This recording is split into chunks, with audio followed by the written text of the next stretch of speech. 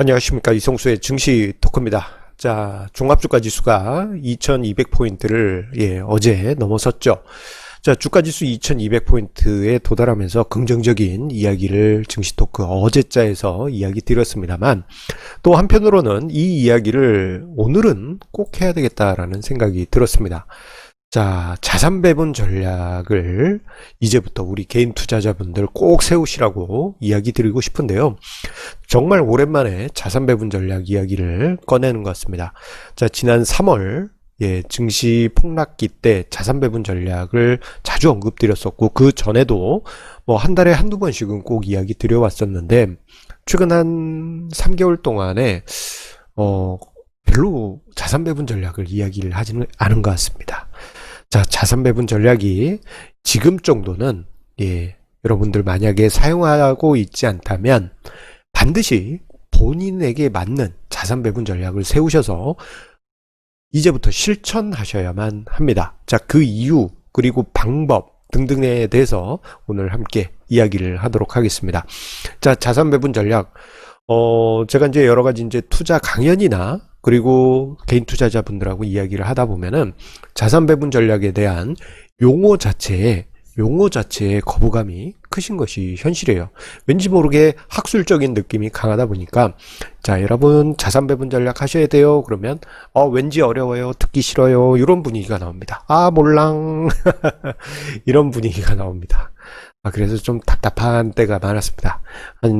예전 십몇 년 전에도 강의를 나가게 되면은 자산 배분 전략에 대해서 거부감을 가지신 분들이 많았는데, 그나마 2010년대 후반 들어서는 자산 배분 전략에 대한 거부감이 많이 줄어들어서 은근히 많은 개인 투자자분들이 다양한 방법의 자산 배분 전략을 공부하시고 실제 많이 사용하고 계십니다. 그래서 뭐 레이 달리오의 사계절 자산 배분 전략 이런 것도 사용하신 분들도 많이 계시고, 뭐 간단하게는 우리 국민연금이나 일본의 공적연금처럼 4등분해서 간단하게 뭐 국내 주식, 국내 채권, 해외 주식, 해외 채권 이렇게 해서 4등분 전략을 사용하신 분들도 계시고요.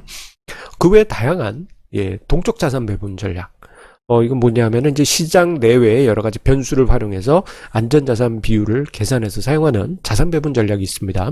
저 같은 경우 동적 자산 배분 전략을 써요. 시장 밸류에이션을 측정을 해서 저평가되면 안전자산 비중을 낮추고, 고평가되면 안전자산 비중을 높이는 동적 자산 배분을 씁니다. 하지만 우리 개인 투자자분들, 일반 개인 투자자분들 같은 경우 자산 배분 전략 그 자체에 거부감이 너무 큽니다. 그러다 보니 자산 배분 전략을 멀리 하시는 경향이 있고, 특히 자, 올해 주식 투자를 처음 시작하신 주린이 개인 투자자분들 정말 많이 늘었지 않습니까? 뭐 대략 추정하기에 작년 개인 투자자 수에 육박할 정도로 주린이 개인 투자자분들도 크게 늘었는데, 그분들 같은 경우 이번 3월부터 상승장 속에서 자산 배분 전략 아예 접하지도 않고 멀리 하면서 그냥 상승만 바라보고 투자하신 분들이 대부분입니다. 자, 이런 분들 앞에서 자산 배분 전략 취하셔야 돼요 라고 이야기를 하면은 어려워요, 하기 싫어요, 어려워, 안 들려, 뭐 이렇게 이제 말씀하신 분들도 있고, 뭐 대박 수익률을 내야 되는데 안전자산 이만큼 띄워놓으면 언제 돈을 법니까, 이렇게 생각하시는 분들도 있고, 그 외에 여러 가지 다양한 이유로 자산 배분 전략을 멀리 하시는 것이 현실입니다. 하지만 이 자산 배분 전략을 너무 어렵게 생각하실 필요가 없어요. 은근히 우리 개인 투자자분들, 은근히 우리 생활 속에서 또는 주식 투자를 그래도 공부하는 과정에서 많이 접하셨습니다. 대표적인 케이스로 우리 투자자분들, 투자의 고수가 하는 이야기, 뭐 격언 많이 좋아하시지 않습니까? 자, 그런 고수들의 이야기들 중에는요, 이런 이야기들이 꼭 있어요. 아마 한 번씩은 들어보셨을 것입니다. 최소한 10% 정도는 안전자산을 취해야 된다. 이 안전자산은 시장이 하락할 때 어느 정도 하락률을 낮춰주는 안전판 역할을 하고, 시장이 하락하면 저가의 주식을 매수하는 총탄으로 쓸 수 있다. 총알로 사용할 수 있다. 그런 이야기 한 번씩은 들어보셨을 것입니다. 그게 바로 자산 배분 전략 중에 하나입니다. 저렇게 이제 고수의 이야기다 하면은 왠지 모르게 고개를 끄덕끄덕 하시는데, 자산 배분 전략입니다 하는 순간, 아, 어려워 하면서 이제 좀 거부감을 느끼신 분들 많으실 텐데요. 이 생각보다 쉽습니다. 예, 거부감 느끼지 마시고, 예, 조금만 두 가지 규칙만 추가하시면, 저 위에서 두 가지 규칙만 추가하시면 여러분들만의 자산 배분 전략을 세우실 수가 있어요. 자, 그 두 가지 규칙은 무엇이냐? 바로 자산 배분 비율을 설정하는 거고요. 그리고 두 번째로는 리밸런싱 규칙을 세우는 겁니다. 자산 배분 비율은 투자자들의 투자 성향이라든가 또는 리스크 감내 정도에 따라서 다양한 비율로 생각할 수 있습니다. 예를 들어서 앞서서 이제 투자의 고수들이 10% 정도는 안전자산에 최소한 둬야 된다라는 이야기는 주식이 90%고 안전자산이 10%라는 이야기잖아요. 자, 요 정도. 이거는 이제 좀 공격적인 자산 배분 전략에 해당합니다. 본인이 저 상황, 주식이 90%인데 만약에 뭐 3월 같은 폭락장이 나타났을 때 내가 견딜 수 있다. 그러면 쓰면 됩니다. 또는 나는 저 정도까지는 감내하기는 힘들어. 저 같은 경우는 요거 감내합니다. 충분히. 예. 근데 저 정도는 감내하기 힘들어. 그럴 경우에는 70%대 30%가 또 하나의 비율이 될 수 있고, 또는 많이 이제 투자론이나 여러 가지 투자 연구에서 많이 사용되는 게 50% 대 50%입니다. 자, 이것도 부담스럽다 하실 때는 30% 대 70%. 이것도 부담스럽다 그러면 10% 대 90%. 이렇게 안전자산, 주식자산을 비율을 바꿔가면서 본인에게 맞는 비율을 설정할 수 있습니다. 안전자산 비율이 높아지게 되면은 안전성은 높아지겠지만 기대 수익률은 낮아집니다. 그러한 점을 각오하셔야 돼요. 반대로 안전자산 비중이 낮아지게 되면 기대 수익률은 높아지지만 리스크가 높아지는 것을 각오해야 됩니다. 자, 이러한 것을 감안하면서 자, 안전자산 비율, 주식자산 비율을 둘 수 있는데 요거는 이제 단순 자산 배분 전략입니다. 그래서 정적 자산 배분이라고 해요. 정적 자산 배분. 단순한 비율로 우리가 심플하게 정말 간단하게 세울 수가 있습니다. 그런데 요 비율만으로 그치는 게 아니에요. 리밸런싱이라고 그래서요. 앞서서 언급드렸던 그 비율을 다시금 짝짝 맞춰주는 그 주기를 규칙을 세워서 세워둘 필요가 있습니다. 자, 예를 들어서 주식하고 채권을 안전자산을 50% 설정했다. 그런데 이제 시간이 흘러서 보면 뭐 주식시장이 폭등해서 주식자산이 뭐 확 올라갈 수도 있고 반토막이 날 수도 있잖아요. 자, 이렇게 됐을 때 자, 규칙에 맞춰서 다시 반만 이렇게 재설정하는 것을 리밸런싱이라고 합니다. 90대 10이다 그러면 90대 10으로 다시 맞춰주고, 30대 70이다 그러면 30대 70으로 다시 맞춰주는 것이 리밸런싱입니다. 자, 그런데 저 리밸런싱을 안 하시는 분들이 많이 계십니다. 자, 어떤 경우에서 많이 받느냐면, 자, 보험 중에 이제 변액보험에 투자하신 분들이 예전에 많이 계셨어요. 자, 그분들 보게 되면 그 보험 안에 나름대로 자산 배분 전략이 들어갑니다. 그래서 뭐 주식 70%, 뭐 안전자산 30%뭐 이런 식으로 해서 본인 나름의 또는 설계사분이 설계해준 어떤 비율대로 설정은 되어 있어요. 시작은 그렇게 했어요. 그런데 시간이 지날수록 그냥 방치하게 됩니다. 아무런 세팅이 없습니다. 그냥 방치. 자, 나중에 보면은 이도저도 아닌 상황이 됩니다.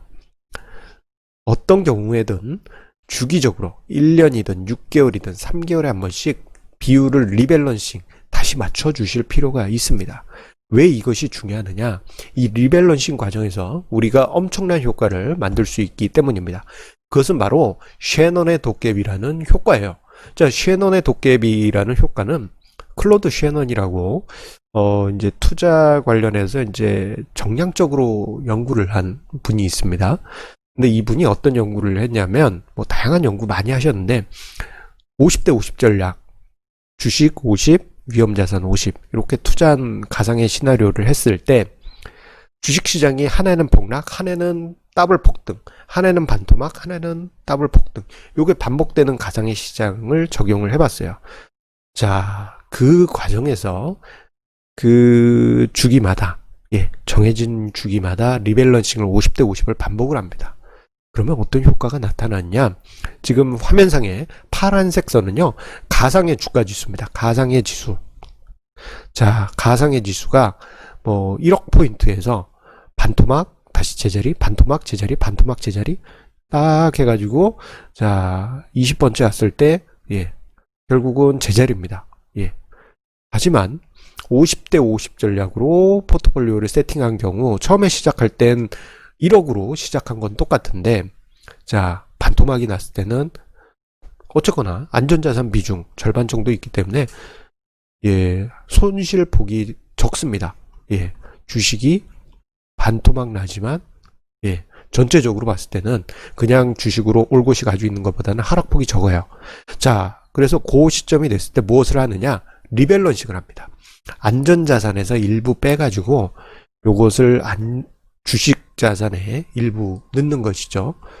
자, 이렇게 되면 어떤 효과가 나타나게 되냐면요.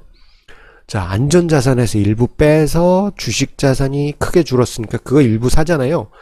자, 이게 우리가 원하는 간접적인 저가 매수입니다. 주식 싸게 사고 싶잖아요. 이게 규칙에 의해서 간접적으로 저가 매수하게 됩니다. 그리고 그 다음에 균형이 맞춰진 상태에서 다음 해가 되면 주식이 더블 오르게 됩니다. 갑절 오르게 돼요. 그러면은 자, 이 상황이 어떻게 되냐면은 주식 포트폴리오가 저가에서 매수한 부분이 있다 보니까 전체 평가 금액이 처음보다 높아지는 효과가 나타나게 됩니다. 자, 이게 한 사이클만 와도요. 자, 1억 1250만원.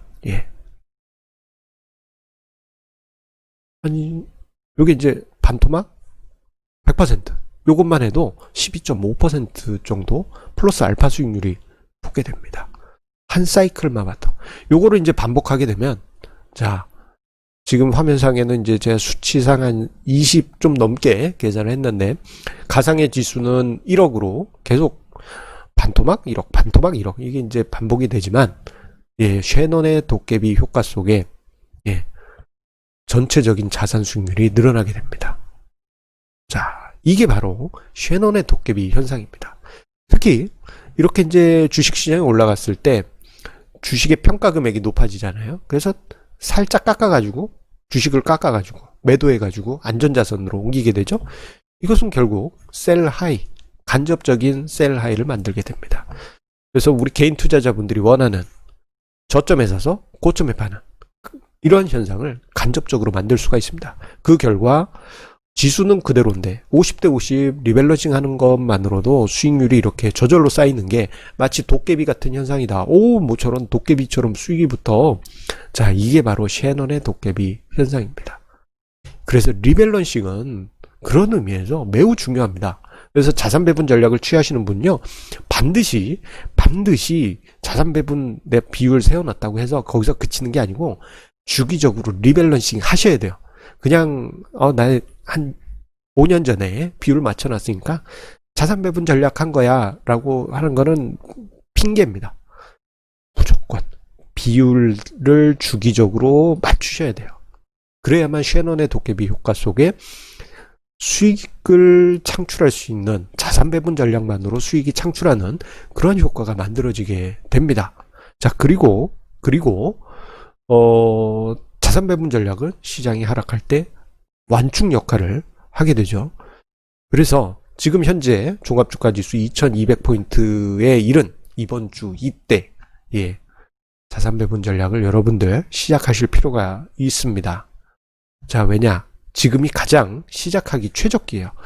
자, 올해 초 수준으로 주식시장이 돌아갔지 않습니까? 어쨌거나 원점이 되어 있어요. 자, 지금 이 상황에서 자, 자신의 투자 성향 그리고 리스크 감내 정도를 감안하셔가지고 자산 배분 전략, 여러분만의 자산 배분 전략을 세우실 필요가 있고, 그것을 언제 내가 시작하지? 고민하지 마시고 지금이 바로 그때입니다. 지금 이제 자산 배분 전략을 세우셔야 돼요. 왜 지금 세워야 되냐? 지금 아니고 나중에 주식시장이 크게 상승한 다음에 그때 가서 하겠다? 안 합니다. 안 해요. 한 번 안 한 분은 계속 안 합니다. 자, 학교 다닐 때도 공부하는 친구들 보세요. 공부 안 하는 친구들은 내가 시험 당일 내면 공부할 거야 라고 하지만 시험 당일 내도 합니까? 안 해요. 똑같습니다. 자산 배분 전략 하시는 분은 꾸준히 본인의 원칙에 맞춰서 쭉 가게 됩니다. 자, 그것을 습관 들이기 좋은 시점이 바로 지금이라고 할 수 있겠고요. 그리고 마지막으로 제가 자산 배분 전략을 언급만 하면은 좀 이렇게 해석하신 분들이 있더라고요. 이제 시장을 나쁘게 보는 건가요? 다 팔아야 되나요? 뭐 이렇게 갑자기 공격적으로 물어보시거나 그런 분들 계신데 그거 아닙니다. 자산 배분 전략은 그냥 습관이에요. 제가 오랜만에 이야기를 한 거지 이게 어떤 뭐 시장의 시그널을 던지는 게 전혀 아닙니다. 여러분들 꼭 기억해 주시기 바라겠습니다. 그래야지만 여러분들 장기적으로 시장에서 수익률을 만들어가면서 안전하게 투자하시는 방법이 바로 이것입니다. 자, 항상 우리 애청자님의 구독, 좋아요, 알람 설정 해주시는 마음에 감사드립니다. 제가 언제나 머리 위에 카드 남겨놓지 않습니까? 빚내서 투자하지 마시고 자산 배분 전략 꼭 지켜주시고 그리고 분산 투자 꼭 지켜주세요. 강조하는데요. 자, 우리 장기적으로 우리가 성공 투자하기 위해서 꼭 필요한 덕목입니다. 자, 자산 배분 전략 취하신 분들은 지난 3월 폭락장 때 그런 대로 심리적으로 잘 이겨내시고 그때 리밸런싱 다시 해가지고 간접적으로 저가 매수하셔가지고 수익률을 극대화할 수 있는 그런 효과를 만들었어요. 자, 여러분들 자산 배분 전략이 왜 필요한지 다시 한번 영상 한번 보고 또 한번 보시면서 그 이유를 함께 하시기 바라겠습니다. 자, 그러면 우리 내일 금요일에도 좋은 주제로 증시 토크 찾아뵙도록 하겠습니다. 감사합니다.